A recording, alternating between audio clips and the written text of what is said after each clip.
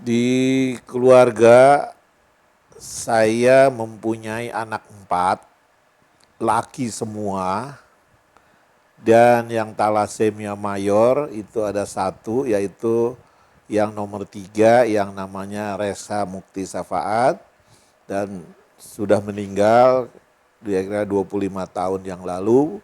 Dan anak saya yang 3 itu adalah pembawa sifat atau disebut juga carrier. Dap kelainan darah, seorang balita jalani 2 kali transfusi dalam sebulan. Kelainan ini telah dideritanya sejak usia 8 bulan. Hayi, ibu dari 5 anak penderita talasemia ini bertahun-tahun mengobati anaknya dengan cara tradisional. Keadaan talasemia di Indonesia perlu mendapat perhatian besar dari masyarakat dan pemerintah. Berdasarkan data Perhimpunan Orang Tua Penderita Talasemia Indonesia atau POPTI, tercatat 6.700 penderita talasemia yang tersebar di 44 provinsi.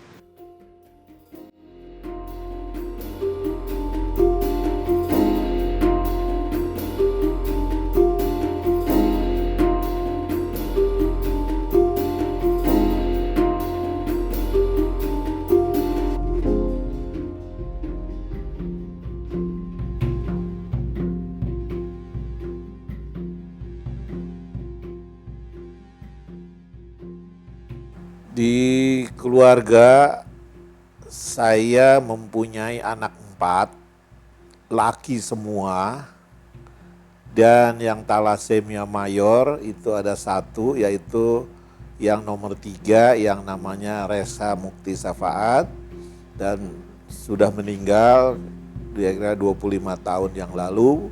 Dan anak saya yang 3 itu adalah pembawa sifat atau disebut juga carrier. Jadi pada waktu itu gejalanya seperti flu, seperti orang yang flu, dia muntah, panas, dingin, nafsu makan gak ada, sehingga pada akhirnya dia pucat, rupanya itu kekurangan darah. Itulah kira-kira pada waktu usia 10 bulan, dan itu adalah transfusi yang pertama pada waktu usia 10 bulan tersebut. Jadi talasemia adalah sebuah penyakit yang mengenai sistem darah. Jadi sebuah kelainan darah yang sifatnya diturunkan secara autosomal resesif. Jadi diturunkan dari orang tua kepada turunannya yang ditandai dengan ketidakmampuan seseorang untuk memproduksi sel darah merah yang normal. Akibatnya sel darah merah yang dihasilkan itu mudah sekali dihancurkan, lebih cepat dihancurkan daripada orang-orang normal. Nah, pasien mengalami pucat. Jadi pucat adalah gejala utama dari seorang pasien talasemia. Tentu akibat pucat itu banyak sekali gejala lain yang dapat kita lihat.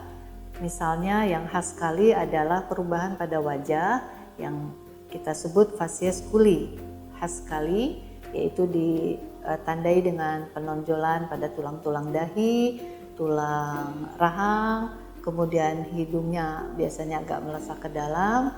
Nah, itu adalah tanda khasnya. Kemudian nanti dijumpai pula pembesaran organ dalam, yaitu pembesaran hati dan limpa. Selain itu juga ada gejala-gejala lainnya. Pada anak-anak itu kita bisa melihat kegagalan tumbuh, jadi gagal tumbuh. Jadi banyak yang perawakannya pendek, dan juga pada anak remaja terlambatan pubertas. Pada saat zaman dulu sebelum ada yayasan talasemi, kita hanya punya ruang periksa dokter itu 3x2 meter. Itu hanya berkumpul di mana administrasi di situ, dokter di situ, lab di situ. Lalu sampai akhirnya kita punya gedung Thalassemia Center yang dimana dananya memang benar-benar dari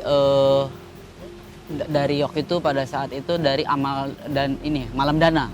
Kita kumpulkan dana, kita adakan malam dana dan terkumpul dan dibuatkan sebuah Thalassemia Center di mana ada ruang periksa, ruang labnya juga komplit gitu, ruang transfusi, ruang kantor perhimpunan yayasan dan Popti juga aula di mana biasanya kita berkumpul supaya sharing, supaya kalau ada acara kita bisa kumpul di situ.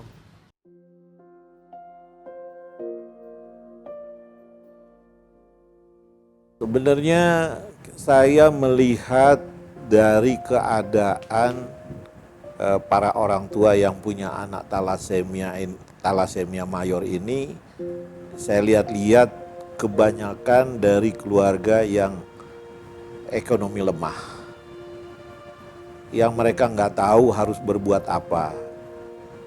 Nah, disitulah kita terketuk dengan adanya wadah ini, apa yang harus kita lakukan untuk kesejahteraan daripada orang tua yang mempunyai anak talasemia mayor. Nah, dari situlah kita berangkat sampai kita mendirikan perhimpunan dan yayasan, karena ini kayaknya kita nggak bisa diem, kita harus bantu. Apalagi kebanyakan dari kalangan yang penghasilannya rendah. Nah, ini kita harus bantu mereka. Membantunya itu yang pertama adalah kita berjuang kepada pemerintah supaya diadakan biaya yang tidak terlalu mahal, karena biaya talasemia ini sangat mahal sekali. Akhirnya pada tahun berapa kita membuat satu sistem yaitu mendata penyandang talasemi di Indonesia. Alhamdulillah kita bisa menghimpun, kita bisa mendata, sehingga karena kita membuat satu sistem dengan cabang yang pada waktu itu juga belum terlalu banyak, akhirnya kita mendapatkan data mengenai penyandang talasemi di Indonesia yang sekarang ini jumlahnya sampai dengan tahun 2018 itu sudah mencapai 9.028 anak talasemia mayor di Indonesia, dan juga kita sudah mempunyai cabang di seluruh Indonesia. Sampai ini hari sudah 52 cabang di Indonesia.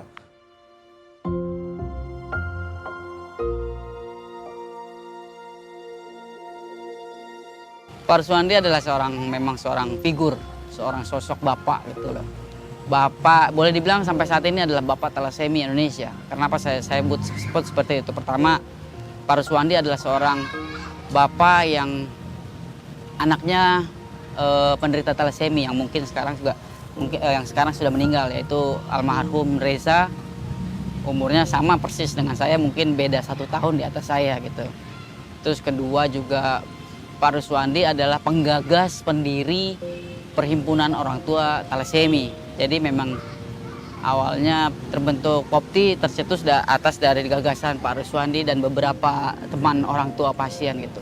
Terus kedua juga Pak Ruswandi adalah sosok yang sampai saat ini masih bekerja keras, masih bergerilya kemanapun, dalam bentuk apapun, sosialisasi bentuk apapun, untuk talasemi, untuk teman-teman saya, untuk saudara-saudara saya yang terkena talasemi, dan bukan hanya di kota-kota besar seperti Jakarta, Bandung, Surabaya, Medan, tetapi hampir seluruh kota kecil, kabupaten, itu semoga terlayani fasilitas dan kenyamanannya untuk talasemi. Dan itu semua dilakukan dari gagasan Bapak Ruswandi ya.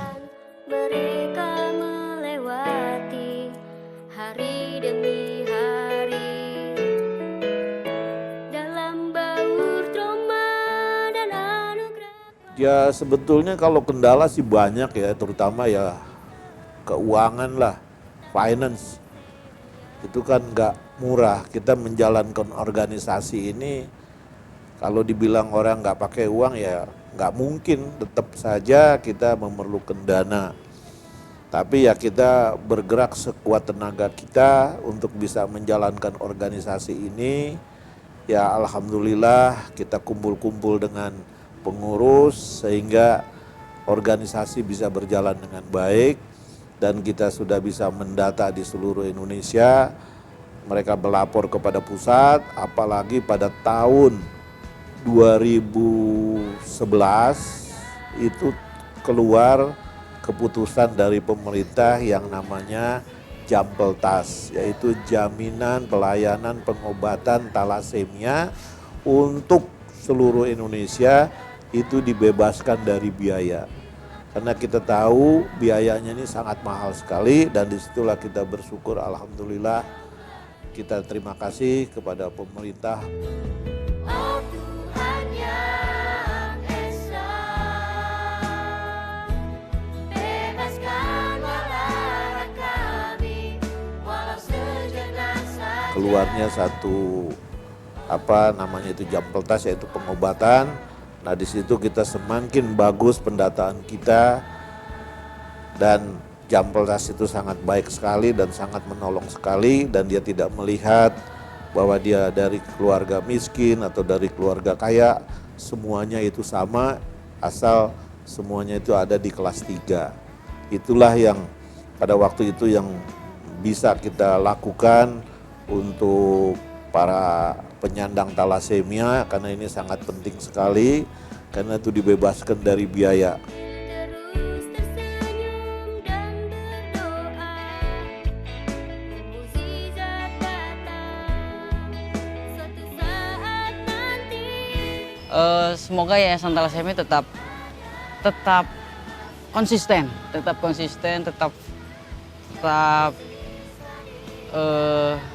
melakukan visi misi atau tujuan mulia untuk penderita talasemia yang mungkin saat ini tidak dirasa tetapi bisa dirasakan di adik-adik kita gitu. Lalu juga semoga apa yang telah dikerjakan bisa menjadi